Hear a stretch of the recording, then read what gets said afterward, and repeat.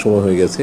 সেই জন্য আমি যদি এটা সৌজন্য সাক্ষাৎকার ছিল, আপনারা জানেন সৌজন্য সাক্ষাৎকারে সাধারণভাবে দুই দেশের যে সম্পর্ক, সে সম্পর্ক নিয়ে খুব ব্রডলি আলাপ আলোচনা হয়, ব্রডলি কথাবার্তা হয়। তার মধ্যে যেহেতু এই বিষয়টা গুরুত্বপূর্ণ, সেটা নিয়ে আমি আমাদের পক্ষ থেকে আমাদের যে উদ্বেগের জায়গাটা সেটা ওনার সামনে তুলে ধরেছি। আপনারা জানেন যে যারা ইটালিয়ান এম্বাসিতে পাসপোর্ট জমা রেখেছে তারা একদিকে যেমন ইটালিয়ার দূতাবাসে যাচ্ছে, একই সাথে পররাষ্ট্র মন্ত্রণালয়ে তারা আসছেন। এই কথাগুলো খুবই ভালো হয়েছে, খুবই ফলপ্রসূ হয়েছে এই আলাপ আলোচনা। এবং ইটালিয়ান দূতাবাস আমাদেরকে জানিয়েছে যে তারা এই সমস্যাটা নিরসন করার জন্যে তাদের পররাষ্ট্র মন্ত্রণালয়ে একটা স্পেশাল টাস্ক ফোর্স শুধুমাত্র বাংলাদেশের এই সমস্যাটা সমাধান করার জন্য গঠন করেছে।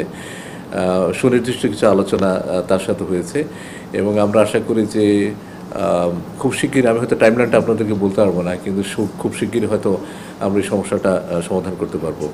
আমরা এখন ইটালিয়ান এম্বাসির সাথে এক্স্যাক্টলি আমাদের এই আলাপ আলোচনার প্রেক্ষিতে যে আউটকামটা, সেই আউটকাম নিয়ে একটা ডকুমেন্ট নিয়ে কাজ করছি এবং সেটা যখন প্রস্তুত হবে তখন সেটা আমরা আমাদের ওয়েবসাইটে দিয়ে দিব। তখন আপনারা আরও পরিষ্কারভাবে সেটা জানতে পারবেন।